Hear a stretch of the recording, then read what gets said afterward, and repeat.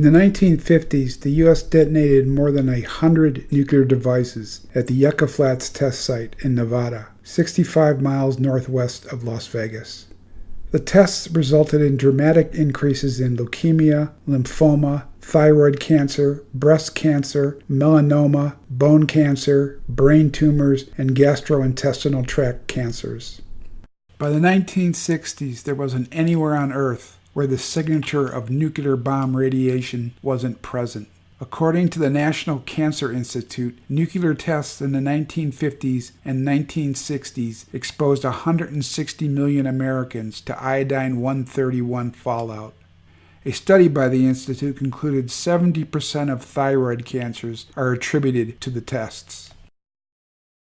According to a press release by the National Nuclear Safety Administration, earlier this month, 2 Air Force B-2 bombers dropped fake nukes in the Nevada desert. The bombs were dummy variants of the B-61, a nuclear bomb that's been in the U.S. arsenal since the 1960s.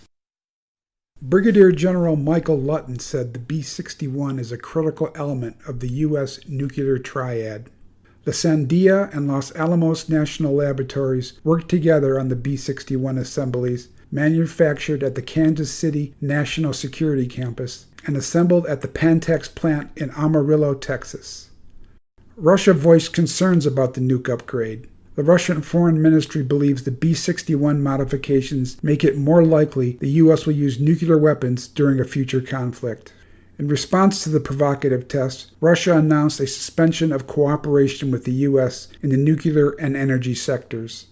Russia's deputy foreign minister told RT Russia is planning to modernize its nuclear weapons stockpile. In response to the provocative test, Russia announced a suspension of cooperation with the U.S. in the nuclear and energy sectors. The Russian deputy foreign minister told RT Russia is planning to modernize its nuclear weapons stockpile. On October 3rd, Russian President Vladimir Putin said his country has decided to withdraw from a landmark nuclear security agreement. Putin said the move was a response to the deterioration of relations between Moscow and Washington and what he called a radically changed environment. The U.S. has imposed sanctions on Russia, accusing it of interfering in Ukraine, most notably in Crimea. In March 2014, the people of Crimea voted to join the Russian Federation after a U.S. State Department-sponsored coup overthrew the government of Ukraine. The post-coup government is fiercely nationalistic and neo-fascist and continues to wage war against ethnic Russians in eastern Ukraine. Russia also opposes a U.S. and NATO missile defense system on its border with Poland. The United States insists the system is directed against Iran. Russia argues it's an attempt to destroy the strategic balance in Europe. In June, NATO launched its largest wargame in Europe since the end of the Cold War.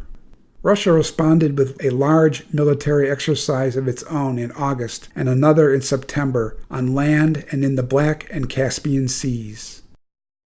NATO said during its Warsaw summit in July it plans to deploy 4 multinational battalions along the eastern flank, 1 each in Poland, Lithuania, Latvia, and Estonia. The Pentagon says it'll spend $789 million in 2016 and $3.4 billion in 2017 to bolster NATO's eastern flank. The Nevada test adds a new and dangerous dimension to the growing hostilities between the United States and Russia. The exercise was conducted to send a message to the Russians that the U.S. is prepared to start a nuclear war in Europe. If this seems unimaginable, keep in mind the United States is the only country in the world to have ever used nuclear weapons.